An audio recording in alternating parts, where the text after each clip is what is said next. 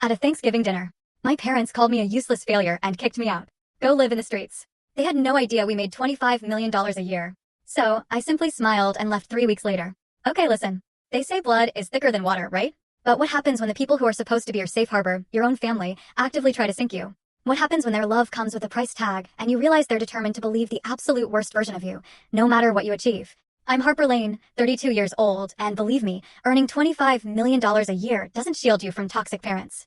Money can protect you from a lot: rent, fear, instability, but it's powerless against a family who needs you to be a failure.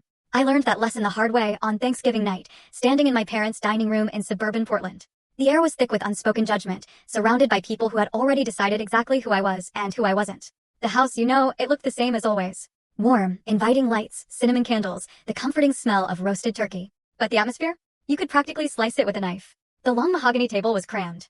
My grandparents sat at the far end, my aunts were whispering behind their wine glasses, and my cousins were glued to their phones. And then there was Chloe, my younger sister, absolutely glowing at the center of it all, like she was the sun. Everyone else just orbited around her. Her fiancé, Luke, sat right beside her, with that eager smile of a man who'd already absorbed the whole Lane family hierarchy. Chloe, the pride. Me, the problem. Chloe was everything my parents worshipped. A rising star attorney at a fancy downtown Portland firm.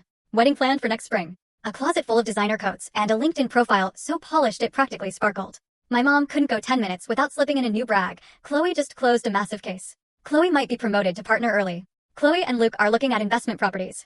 My girl is so smart. Meanwhile, I was relegated to the end of the table, in a chair that wobbled. No one ever seemed to notice the wobble.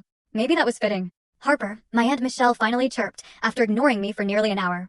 Are you still doing that little online thing? She said it like someone talking about a hobby involving glitter and glue. I just smiled politely. Honestly, it wasn't worth explaining that that little online thing employed over 90 people across 3 states, or that one of my companies had just finalized a multi-million-dollar licensing deal. It wouldn't have mattered. They'd already decided my life was just a phase I'd eventually grow out of. I cut into my turkey, praying the evening would just pass quietly. But peace never lasts long in the Lane household, especially when Chloe felt like stirring the pot. It's honestly sad, she announced loudly to Luke, though the entire table could hear her. Harper still refuses to dot full story on the channel. Link below. Click now and watch what happened next.